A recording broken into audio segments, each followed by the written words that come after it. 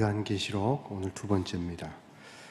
저희 교회가 이제 건축할 때 여기 이제 설계를 하고 처음에 이제 여기에 파일을 박았어요. 파일이라고 그러더라고요.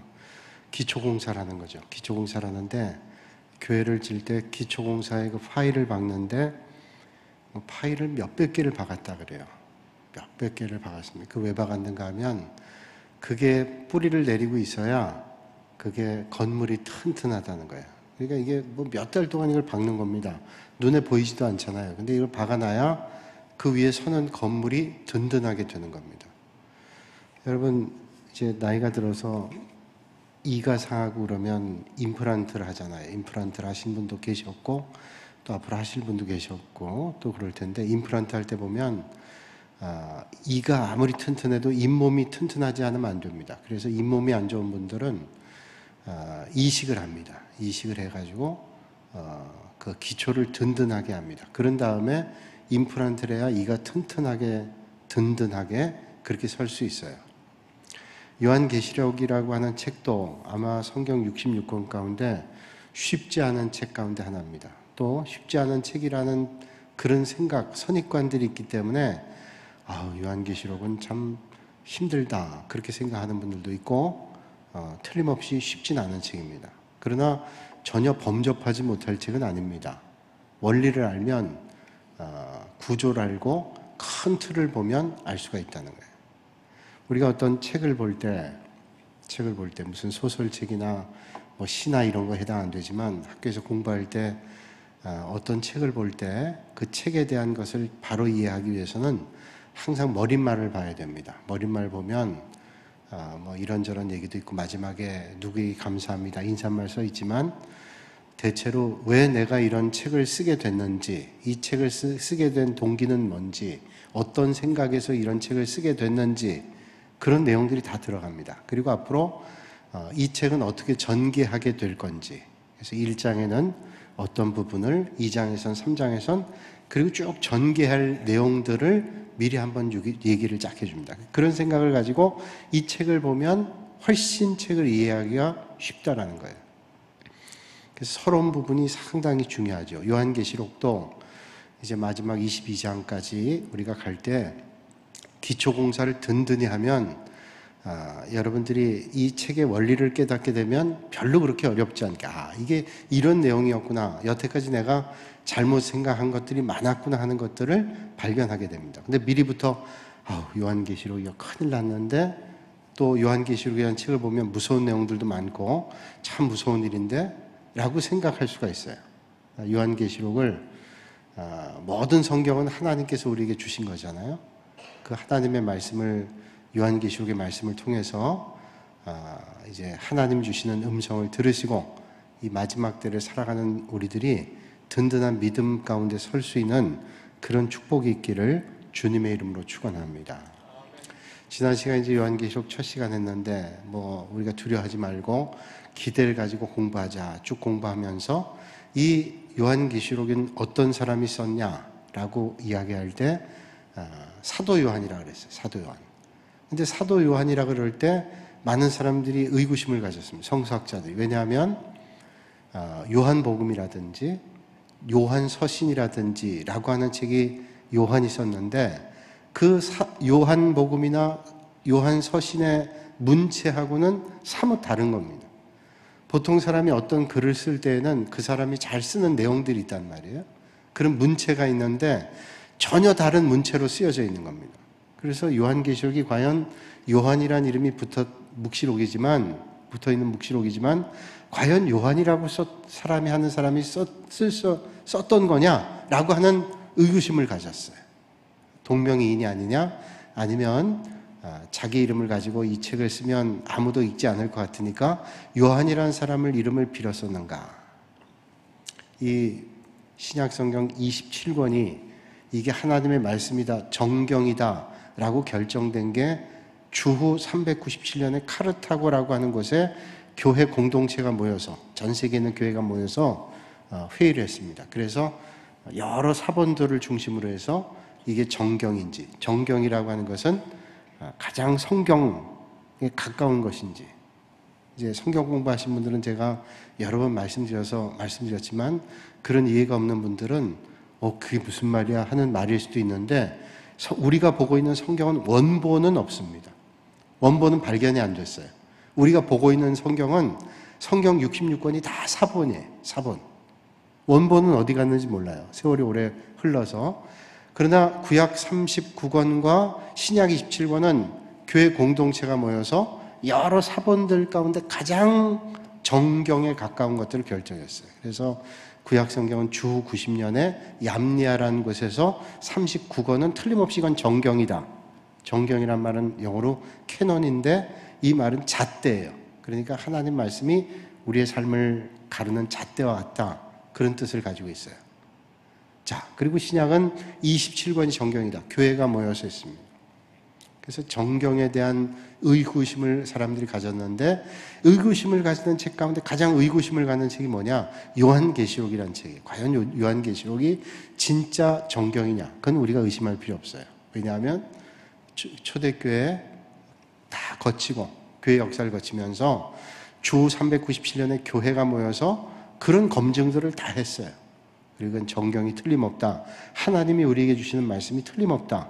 그러니까 우리는 이게 이상하다라고 생각할 게 아니라 이게 하나님의 말씀이 틀림없는데 이 말씀을 우리가 어떻게 깨닫고 이해해야 되겠는가? 거기에 우리가 관심을 가지고 보면 된다는 거예요. 그런데 요한계시록이 또 헷갈리는 건 뭐냐면 여기 상징 또 반복 이런 언어들이 많이 나옵니다. 또 많은 이단들이 요한계시록의 말씀을 인용을 해서 구원받는 사람은 14만 4천 명이다 라고 얘기해요. 그건 상징의 숫자인데 그렇게 나름대로 다 이야기를 하니까 사람들이 헷갈리는 거예요.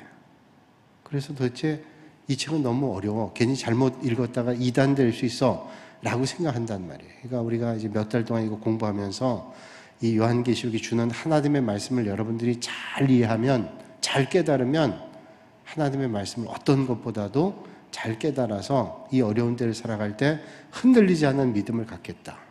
그래서 시간도 많이 걸리고 또 준비하기도 힘들고 하지만 이걸 해야 되겠다는 생각 가지고 시작을 했습니다. 자, 그럼 이 책이 언제 기록됐는가 하면 로마의 황제들이 그리스도인들을 많이 핍박했잖아요. 로마 황제를 숭배하지 않아요. 그리스도인들은 오직 주님만 숭배하는 거예요. 주님만 예배하죠. 그러니까 로마 황제들이 그리스도인들을 핍박했습니다. 특별히 극렬했던 때가 도미티안 황제 때입니다. 이 도미티안 황제 때, 그러니까 주후 한 95년경쯤에 기록됐다라고 하는 게 거의 정설입니다. 95년경에 이 요한계시록이 기록됐다라는 겁니다. 요한계시록에 보면 바벨론이라는 말이 나와요. 바벨론. 그리고 이 바벨론을 로마라고 하는 나라와 동일시하는 경우가 있습니다. 이제 뒤에 한 15장 이후에 가면 바벨론에 대한 이야기가 많이 나오는데 바벨론이라는 나라와 로마라는 나라를 동일시해요. 제가 미리 전반적인 개요를 말씀드립니다. 그럼 바벨론이라는 나라와 로마라는 나라는 전혀 다른 나라예요. 근데 유대인들에게 있어서 바벨론이란 나라와 로마라는 나라를 동일시하는 이유는 무엇 때문인가라고 하는 거예요. 유대인들이 큰 명절이 3번이죠. 유월절, 오순절, 장막절입니다. 이때는 전 세계에 있는, 전 유대 땅에 있는 남자들은 다 예루살렘에 가서 하나님 앞에 제사 드리고 예배 드려야 됐어요. 자, 예루살렘 성전이 너무 중요한 겁니다. 이스라엘 백성들에게. 근데 이 예루살렘 성전이 처음 무너진 적이 있어요. 그게 언제 무너졌는가 하면 바벨론이라는 강대국이 들어섰을 때, 아수르가 쳐들어왔을 때도 무너지지 않았습니다. 북이스라엘은 아수르에게 멸망당하고, 그리고 주전 587년에 바벨론이란 나라에 의해서 남유다가 멸망당해요. 이 남유다가 멸망당할 때 바벨론 나라가 유대인들을 다 자기들 나라로 끌고 가면서 예루살렘 성전을 무너뜨렸어요. 그러니까 가장 그들에게 영적 중심축이었던 예루살렘 성전이 무너졌던 게 바로 바벨론에 의해서요. 그리고 두 번째 예루살렘 성전이 무너졌을 때가 언제냐? 로마가 쳐들어와가지고 로마가 유대 땅에서 예루살렘 성전을 무너뜨렸습니다. 주 70년에. 예루살렘 성전이란 그들의 영적 구심점, 그들의 정신의 중심체가 무너진 것이 바벨론에 의해서, 로마에 의해서예요. 그러니까 유대인들에게 있어서, 오늘 우리는 다른 나라 사람들이니까 그 문화가 다 와 닿지 않지만, 그 사람들에게 있어서 정말로 고통스럽고 정말로 헤어나오기 힘든 그 고통이 뭐냐? 예루살렘 성전이 무너졌던 건데, 그때가 바로 바벨론 때고, 그때가 바로 로마 때라는 거예요. 그래서 로마와 바벨론을 요한계시록에서는 동일시하고 있다. 그래서 이 바벨론에 대한 얘기를 상징적으로 할 때는 로마를 지칭하고 있다, 이렇게 보면 되는 거예요. 왜냐하면 이 요한계시록이 기록될 당시가 로마의 통치 가운데, 압제 가운데 그리스도인들이 있었다라는 거예요. 자, 이런 배경들을 생각하면서 요한계시록을 보면 정확하게 이해할 수 있는 거예요. 여러분, 어떤 환경을 볼 때에도 그 배경을 보고 이해하면 이해가 되잖아. 아, 이런 배경이었구나, 그래서 이렇게 됐구나 하는 걸 알 수 있어요. 그냥 그런 배경도 앞뒤 다 잘라버리고 얘기를 해버리면 이해가 안 될 때가 너무 많아요. 그런데 앞뒤를 다 얘기하고 전후 문맥을 보면서 상황을 볼 때, 아하, 요래서 이렇구나 라고 얘기하는 거예요. 옛날에 곽선희 목사님이 설교하시는데 제가 들으니까 이거더라고요. 어떤 부부가 싸우다가 싸움을 다 이제는 더 이상 못 살겠다 그래서 목사님한테 와서 상담을 했대요. 저 사람이 나를, 부인이 목사님에게 남편 얘기를 하는 거예요. 저 사람이 나를 때려서 못 살겠다고, 그래서 도저히 우리는 같이 못 살겠다고 그랬대요. 그래서 목사님 물었답니다. 글쎄, 그 남자가 그렇게 때리면 안 되지, 힘 있다고. 때렸는데 어느 순간에 맞았냐고 물었대요. 어느 순간에. 도대체 뭐라 그랬길래 당신을 때렸습니까? 물었대요. 그랬더니 이 부인이 얘기하는 거예요. 죽여라, 죽여. 죽여라, 죽여. 그런데 그 순간에 때렸다는 거예요, 남편이. 목사님 가만 듣고 보니까 전후 문맥이 다 나오는 거예요. 그래서 이 남편이만 괜찮구만. 죽이라 그랬는데 때렸으니. 그 말을 듣고 보니까 또 그래요. 죽여라, 죽여 그랬는데 죽이진 않고 때렸으니 다행이다. 그러니까 이게 그냥이 아니에요. 뭐 그냥 다짜고짜 때린 사람이 세상에 어디 있어요. 그건 뭐 정말 잘못된 거지. 뭐 앞뒤 전후 문맥이 다 있는 거예요. 그거 싹 빼놓고 하면 그건 아주 악마의 편집이죠. 그런 경우 있잖아요. 사람을 궁지에 몰기 위해서 앞뒤 다 빼고 자기 필요한 것만 갖다 얘기하는.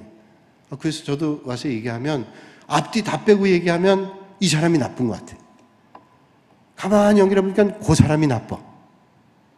그럴 때 있죠, 여러분. 자기 편한 대로 얘기하는 거예요. 그래서 어떤 목사님 찾아와서 얘기할 때 그랬대요. 장부책을 딱 꺼내놓고, 자, 이제부터 얘기하십시오. 적습니다.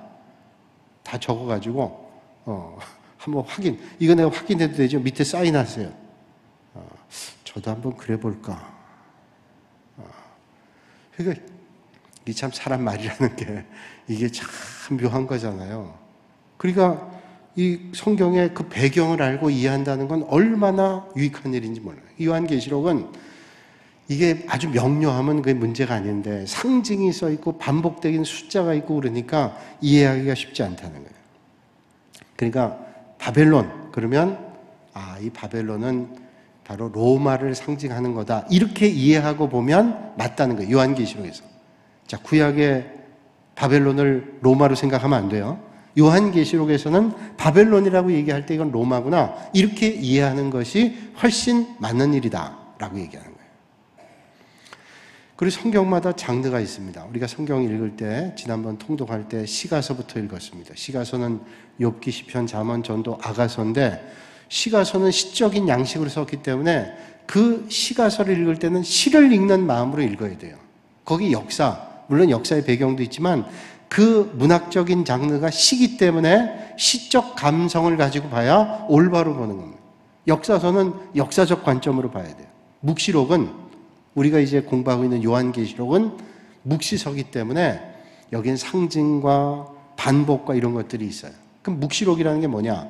묵시서, 계시서 이렇게 얘기를 하는데, 레빌레이션이라고 얘기합니다. 레빌레이션이라고 하는 말은 뭐냐면 이제 아포칼립스 얘기하기도 하고 레빌레이션 이렇게 얘기하는데, 레빌레이션이라는 말은 연다는 거예요. 연다.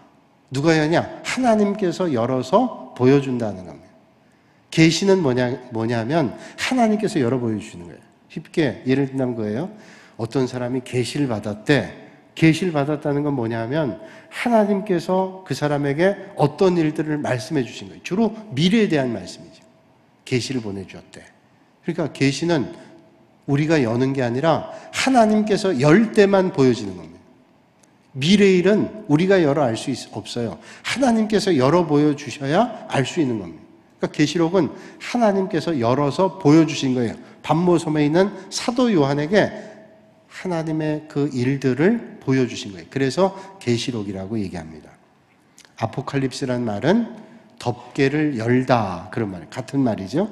그래서 그 당시 어떤 사람들이 가려졌던 것들을 하나님의 계시를 통해서 요한에게 말씀해 주시는 거예요. 그래서 이 요한에게 주시는 말씀을 통해서 그 당시에 많은 믿음의 성도들이 어려움 자리에 있었는데 지금 어려움 자리에 있지만 우리가 낙심하거나 절망하지 않고 하나님께서 결국 우리를 승리하게 하실 걸 기대하면서 소망을 가져야 된다.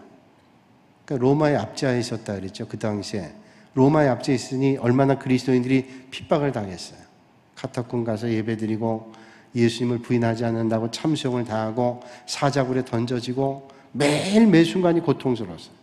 지금은 고통과 절망과 아픔의 순간이지만 결국 하나님의 나라가 이렇게 이루어진다는 것을 요한을 통해서 계시로 말씀해 주셔서 힘을 주는 거예요. 용기를 갖게 하고 소망을 갖게 하고 지금 눈에 보이는 순간은 절망이지만 너희들의 내일은 이런 소망이 있다는 것을 말씀해 주시는 것이 바로 요한 계시록이라는 책이에요. 그래서 덮개를 열어서 하나님의 비밀을 보여주시고 하나님이 문을 열어서 미래의 일들을 보여주시는 것, 이게 바로 요한계시록, 이게 묵시록의 장르라는 거예요. 그러니까 이게 이 계시록의 언어의 특징이 뭐냐면 상징과 반복입니다. 그래서 어려운 거예요. 그래서 이단들이 여기에 틈타는 겁니다. 상징이라고 하는 말은 이게 명료하지 않을 때가 있어요. 이거 보는 거에 따라서 해석이 다를 때가 있습니다. 여러분, 돼지 꿈은 좋은 꿈이에요? 나쁜 꿈이에요? 그냥 순수하게 묻는 겁니다. 색깔 있게 묻는 게 아니라 돼지 꿈은 좋다 그래요? 나쁘다 그래요? 아, 좋다 그러죠. 돼지 꿈은. 개 꿈은 좋다 그래요? 안 좋다 그래요? 아, 개 꿈은 개 꿈이죠. 보통 우리 돼지 꿈 꾸면 세상 사람들 그러잖아요. 복권 사야 된다. 돼지 꿈. 여러분 돼지 꿈 꿔보셨어요? 저는 딱 한 번 돼지 꿈 꿨어요. 동북교회 와서 몇 년 지나 이 교회 성전에 와가지고 한 2, 3년 지난 다음 돼지 꿈 꿨어요. 돼지도 한 마리가 나온 게 아니라 3마리가 나왔어요. 돼지 꿈에. 어떤 교인이에요. 지금도 나오시는 분인데 그분 댁에 신방을 갔는데 문을 여니까 돼지가 한 마리가 있어요. 또 다른 방이 3개 있는데 또 다른 방에 갔더니 또 돼지가 나와가지고 막 이러는 거예요. 또 다른 방 문 열었더니 돼지가 막 나온 거예요. 근데 야, 이거 돼지구나. 그러고서 그 꿈을 꾸고서 깼어요. 야, 내가 오늘 돼지 꿈 꿨네 보니까 돼지가 또 한 마리가 아니라 3마리가 나왔어. 근데 제가 그 돼지 꿈을 꾸면서 어떤 생각이 들었냐면요. 돼지가 막 꿀꿀거리고 그 방에서 문 열 때마다 나오는데 난 또 그렇게 사납게 생긴 돼지는 처음 봤어요. 근데 그 꿈이 아직도 기억나요. 돼지가 방마다 나왔는데 그 돼지가 정말로 사납게 생겼더라. 그 돼지는 아마 제사 드릴 때 돈 물고 있는 돼지는 안 될 것 같아요. 돼지가 너무 사나운 거예요. 그래서 아직도 그건 돼지 꿈은 돼지 꿈인데 썩 좋은 돼지 꿈은 아닌 것 같다. 아주 싸나운 돼지가. 이거 어떻게 해석해야 될까요? 이 돼지 꿈은 돼지 꿈이냐 아니면 안 돼지 꿈이냐. 그러니까 이제 누구는 이건 안 돼지 꿈이다. 그래도 돼지니까 돼지 꿈은 돼지 꿈이지. 이런 사람, 이게 상징은 항상 해석이 분분하다는 거예요. 그러니까 이게 해석이 분분하기 때문에 이해를 오해로 할 수도 있고 오해를 이해할 수도 있다는 거예요. 자, 이런 건 또 명료할 수 있을까요? 제가 이건 돼지 꿈은 아닌데 이건 괜찮은 꿈인 것 같은 꿈을 꾼 적이 있어요. 전혀 나는 현대 회장인 정몽준 씨를 본 적이 없어요. 근데 꿈에 정몽준 씨가 나타났어요. 저하고 둘이 얘기를 하는데 밥을 먹고 나서 차를 마셨어요. 근데 헤어지는데 그분이 저한테 상당히 아쉬웠다 그러면서 아쉬워하면서 가슴에서 뭘 꺼내더라고요. 지갑에. 그 지갑을 꺼내더니 저를 주더라고요. 그러고 깼어요. 좋은 꿈일까요? 나쁜 꿈일까요? 이거 진짜예요. 진짜로 제가 꿨어요. 그래서 근데 내가 좋은지 어쩐지는 모르겠는데 안 좋지는 않은 것 같더라고요. 왜냐하면 정몽준이 부자잖아요. 뭐 그 사람이 인간성이 어떤지, 뭐 그 사람이 삶이 어떤지 그건 모르지만 하여튼 그 사람 부자인데 부자가 자기 가슴에 있던 지갑을 꺼내 날 줬으니 이건 좋은 꿈이다는 생각이 들더라고요.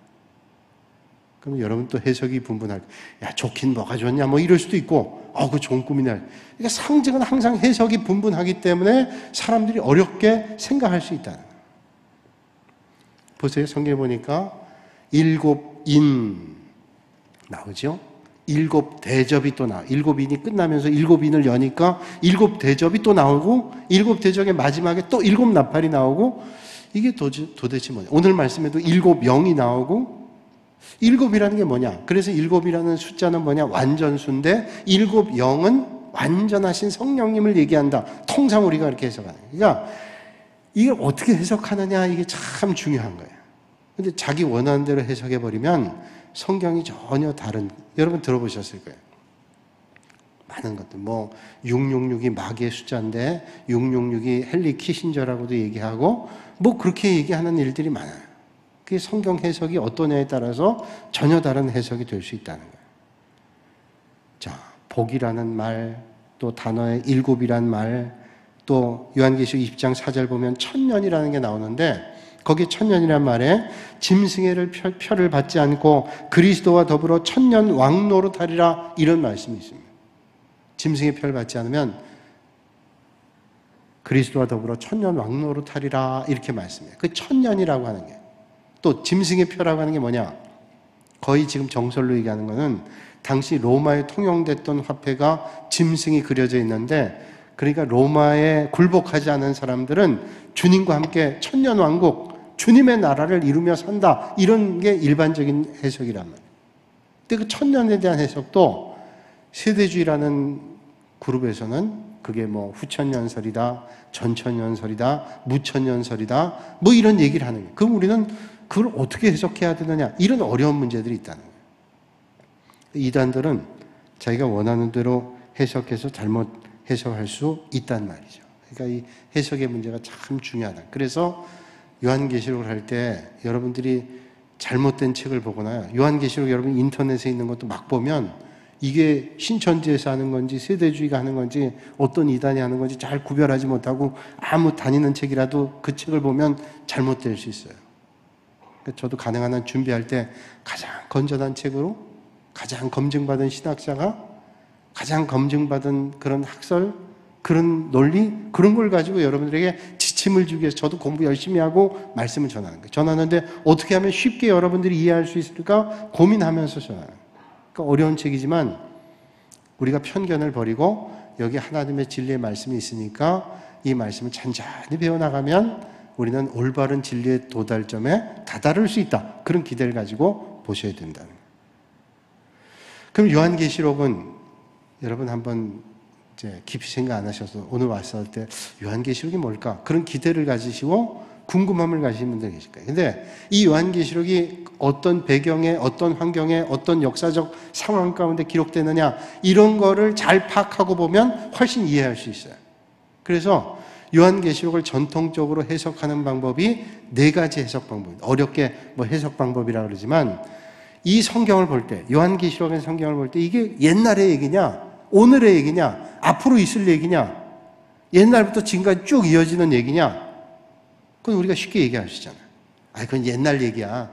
그 에베소기 옛날 얘기지. 에베소기가 옛날에 있었던 일이지만 에베소기의 이야기가 옛날의 이야기만 아니에요. 오늘 우리에게도 적용되는 얘기잖아요. 그러니까 이게 옛날의 이야기다라는 것으로 치부해야 될지 아니면 이게 옛날의 이야기가 아니라 미래, 앞으로 있을 이야기일지 아니면 옛날부터 오늘 거쳐 내일까지 있을 얘기일지 아니면 그 이야기를 우리는 영적으로 이해해야 될지라는 것을 우리는 잘 판별해서 봐야 되는 거예요. 자, 그걸 이제 4가지 해석 방법이라 그래요. 과거적 해석 방법과 미래적 해석 방법과 역사적 해석 방법과 영적 해석 방법, 그 네 가지. 학문적으로 얘기하면 그 네 가지 방법인데, 과거적 해석 방법은 요한계시록은 그때 이야기다라고 하는 게 과거적 해석이에요. 자, 오늘 제목이 뭐예요? 반모섬이죠, 반모섬. 지난주에는 예수 그리스도의 계시라, 요한계시록의 말씀은 예수님께서 열어 보여주시는 거예요. 사도 요한에게. 어디에서? 반모섬에서. 그러니까 지금 사도 요한이 이 말씀을 받는 배경은 로마 당시에 그는 유배가 돼서 반모섬이라는 데서 하나님의 계시의 말씀을 받아요. 그러니까 시간적으로 얘기하면 언제냐? 도미티안 황제가 핍박할 그 당시니까 주후 90년, 지금으로부터 얘기하면 2000년 전쯤에 틀림없이 하나님께서 요한에게 주셨던 계시의 말씀이에요.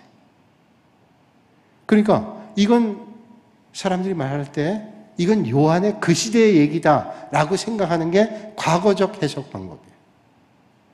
이건 요한이 살던 1세기 전후의 그때 상황이다라는 것을 이해하는 게 과거적 해석 방법이에요. 그런데 여기 문제는 뭐냐면 요한이 살고 있었던 그 시대의 얘기만 요한계시록에 기록된 게 아니라 뒤에 보니까 뭐 천년 왕국이 이루어지고 휴가가 나타나고 이런 것들을 쭉 보면 이거는 그 시대에만 있던 얘기가 아닌 것 같아요. 그 시대의 얘기를 했지만 미래에 대한 얘기를 하고 있단 말이에요. 그러니까 과거적 해석 방법은 미래에 대한 얘기도 하고 있는데 이건 조금 이상한데, 그래서 과거적 해석 방법으로 머무는 사람들은 미래에 대한 것들의 해결을 못해요. 자, 그러나 하여튼 과거적 해석 방법이 있어요. 또 하나는 미래적 해석 방법이 있는데, 이건 뭐냐면 요한이 그때 받았지만 이건 먼 미래에 있을 미래에 대한 이야기라는 거예요. 그래서 휴거가 일어나게 되고 환란이 일어나게 되고 이스라엘이 회복되고 이런 것들을 얘기하고 있다. 미래에 있을 얘기들만 이야기하고 있다. 근데 여기 맹점 뭐냐면 미래에만 있는 게 아니에요. 요한이 살고 있던 그 상황을 무시해버리면 안 된다는 거예요. 왜? 그 말씀을 받는 사람들이 누구냐면 그 당시에 있었던 사람들에게 주시는 말씀이기도 하거든요. 그 당시에 로마의 핍박 아래서 어려움 당하고 있는 그리스도인들에게 하나님께서 요한을 통해서 메시지를 주고 오늘 그 어려움을 잘 극복하면 미래가 이렇게 된다라는 것을 말씀해 주고 있기 때문에 과거적 해석 방법도 미래적 해석 방법도 완전한 해석 방법은 아닐 수 있다는 거예요.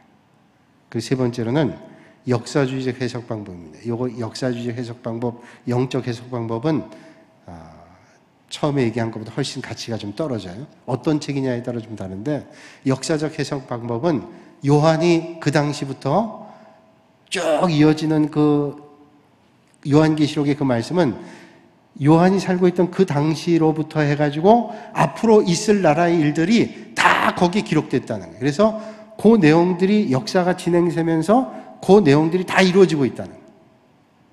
그게 그럴듯한데 그렇지 않다는 거예요.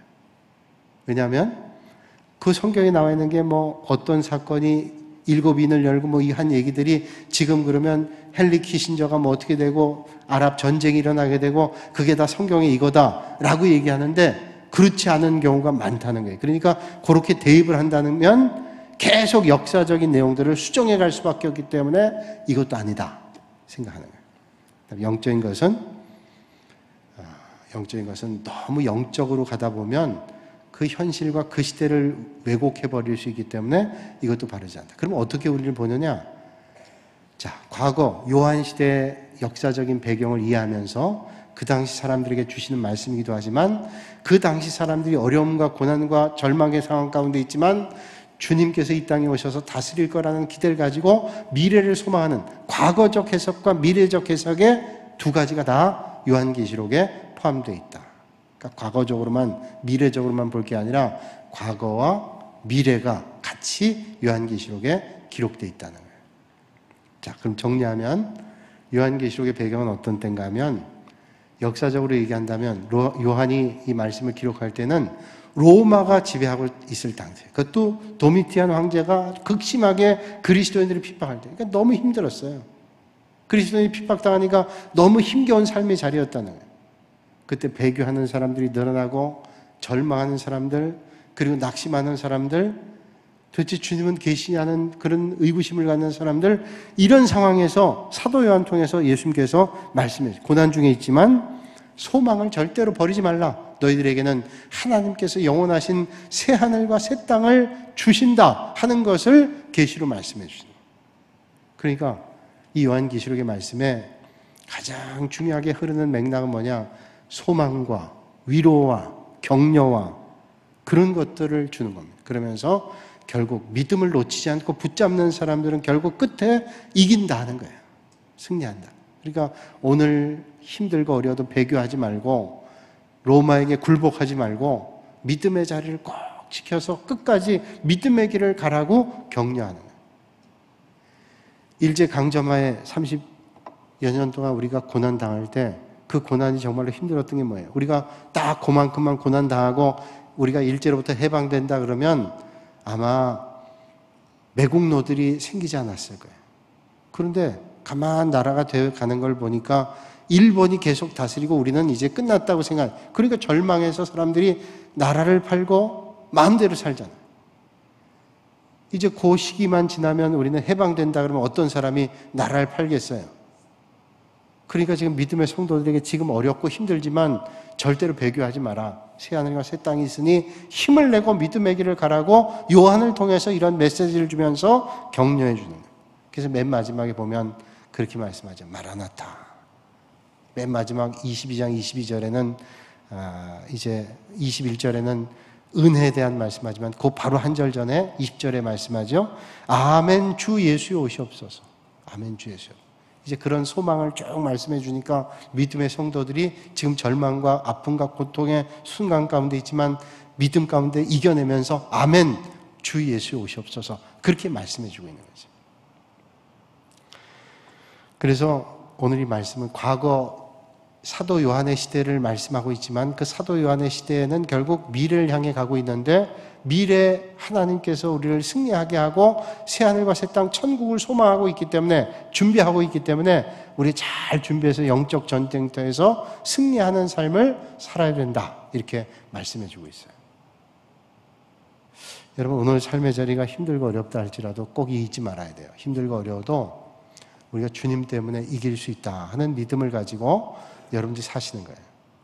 믿음 생활 하다가 어떤 때는 믿음으로 사는 게 세상에서 세상 법으로 사는 것보다 힘들 때가 많습니다. 세상에 사는 사람은 대충 속이고 살고 하나님 없는 것처럼 살아서 편하게 살 수 있을 것 같이 보일 때도 있는데 믿음의 사람은 힘들 때도 있는 거예요. 제 둘째 아이가 직장 다니는데 건축회사 다니는데 가끔 와서 그런 얘기를 해요. 중역들이 사장님에 대해서 그런 얘기를 해요. 사장님 답답해. 왜 답답하냐 그러냐. 사장님이 아니 조금만 좀 영향력 있는데 한 몇 억만 갖다 주면 100억, 200억짜리 건축회사거든요. 건축회사의 공사를 충분히 수주할 수 있는데 사장님은 앞뒤가 콱 막혀가지고 그러니까 전무 상무들이 얘기하는 거예요. 그거 하면 되는데 왜 그걸 안 하는지 모르겠다. 세상의 눈으로 보면 답답한 거죠. 그러면 그렇게 하면 얼마나 우리도 수익을 많이 올리고 더 좋아지. 근데 안 한다는 거예요, 안 한다는. 사장님이 하는 말이 내가 그걸로 조금 더 돈 벌어도 그거 하나님 기뻐하시지 않으니 그거 안 하겠다고.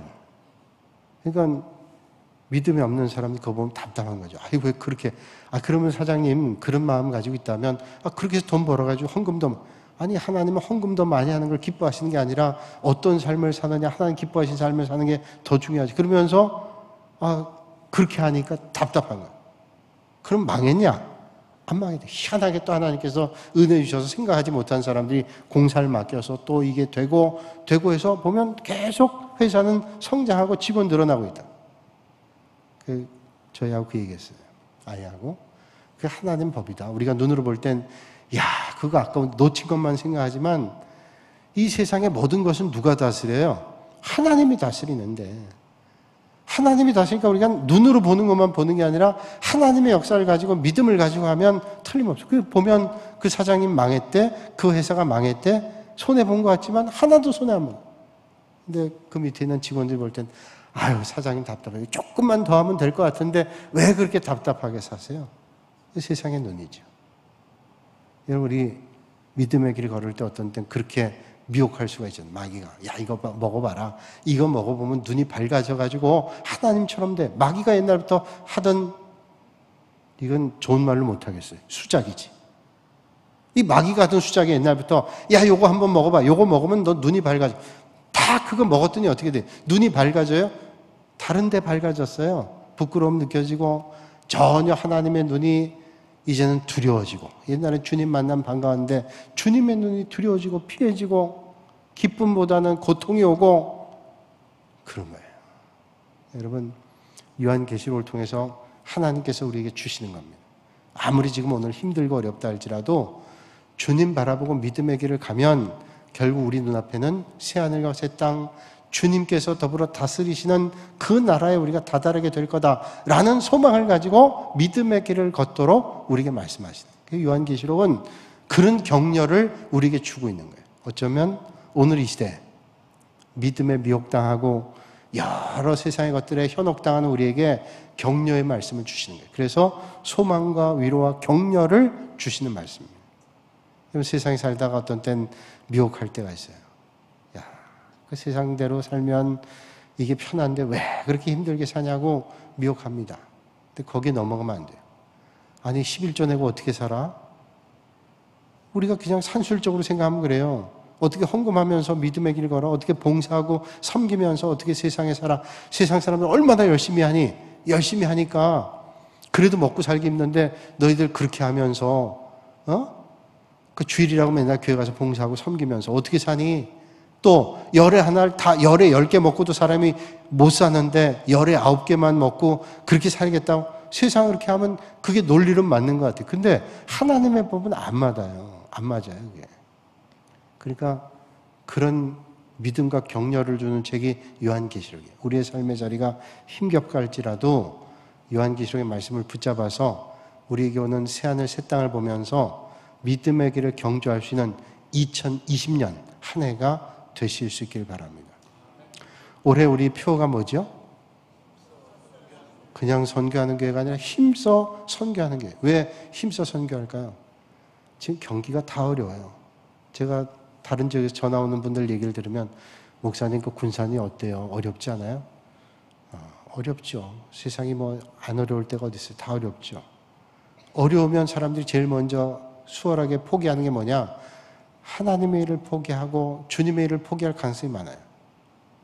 며칠 전에 울산에 있는 목사님 전화를 했는데 울산은 그래도 현대가 아직 있으니까 괜찮다고 생각했는데 지금 뭐 못 견디겠대요. 교회마다 어렵대요. 왜? 울산에 지금 직원이 반으로 줄였대요. 거기가 그러냐고. 나는 여기 이쪽에 있는 사람들은 그럴 줄 알았더니 지금 거기 울산 경기가 뭐 지금 교회마다 그 교인들이 다 울산에 현대에 있는 사람 거의 다잖아요.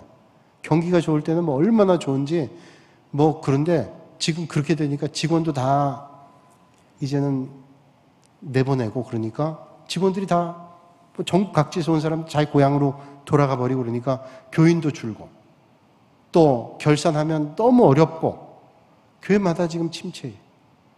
지금 이런 때잖아요. 그 어려울 때니까 우리가 어려우니까 그리고 주님의 일을 점점 소홀히 하다 보면 그건 거꾸로 가는 거예요. 이럴 때 더 하나님 기뻐하신 일을 하면 하나님 기뻐하신 일이 하나님께서 은혜를 주시지 않겠어요? 저는 틀림없이 하나님께서 우리는 우리 인생의 길은 어디 있어요? 하나님께서 복을 주시고 하나님께서 은혜를 주시잖아요. 이제 오늘 다 못하지만 다음 주에 할 때 그 말씀 나오는데 요한계시록에 나오는 뭐냐?